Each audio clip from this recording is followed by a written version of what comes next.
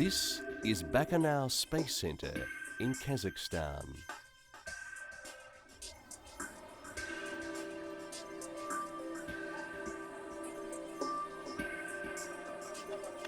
American millionaire Dennis Tito and 2 Russian cosmonauts are shown here arriving at the Space Center.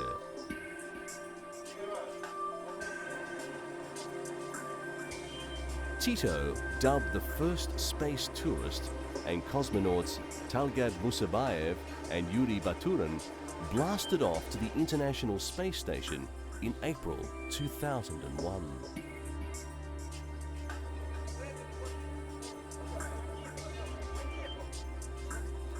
The 3 men arrived at the Bakanal Space Center as final preparations got underway ahead of the launch. Tito, 60, a wealthy space buff, is believed to have paid Russia about $20 million for the trip.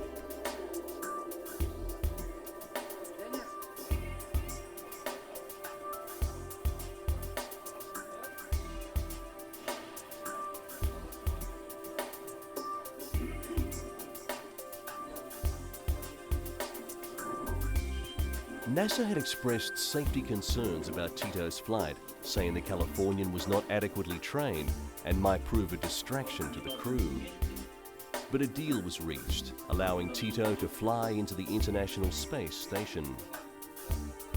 The deal would essentially mean neither Tito nor his family would sue NASA if anything went wrong, and it would also require he paid for anything he broke, according to sources close to the negotiations.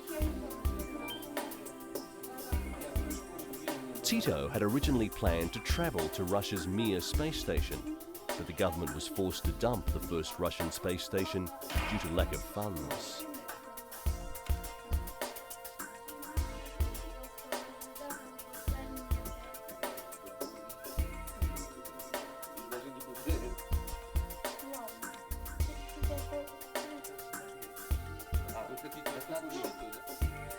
Not wanting to lose the $20 million that Tito was paying, Russian space officials offered him a spot on a 10-day cargo run to the International Space Station. Although the flight went very smoothly, reception at the ISS was a little cooler than usual, in part because NASA don't support the idea of space tourism. In addition to Tito, Mark Shuttleworth from South Africa has also been up in space as a tourist. The Soyuz TM rocket used to transport the crew into space was rolled out of the hangar in the early hours 2 days before it was to blast off from Bakanal Cosmodrome in Kazakhstan.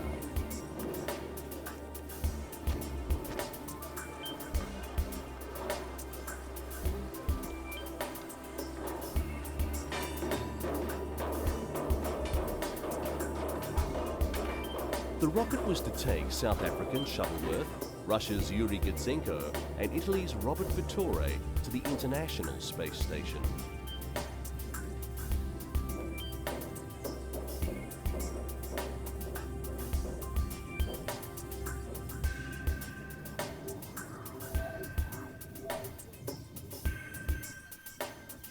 Mark Shuttleworth became the world's 2nd space tourist to blast off from the Bakanal Cosmodrome, following Tito, who flew to the ISS in May 2001.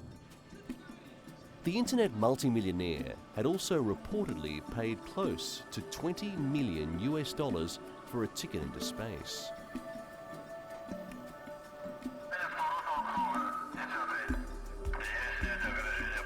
Shuttleworth was not just a tourist, he also carried out a scientific program.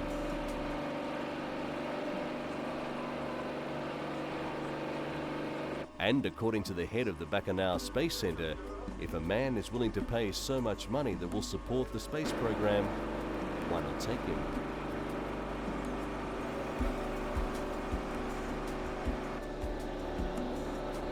Shuttleworth spent 8 days at the space station alongside Russia's Yuri Gudzenko and Italy's Roberto Vittore.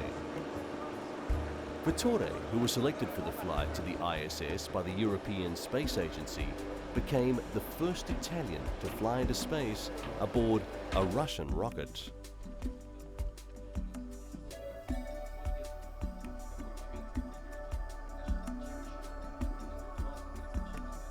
Baikal Space Center, once the hub of Russian space endeavors, has changed over the last few years from a very secret military-run establishment to an almost completely civilian-run facility.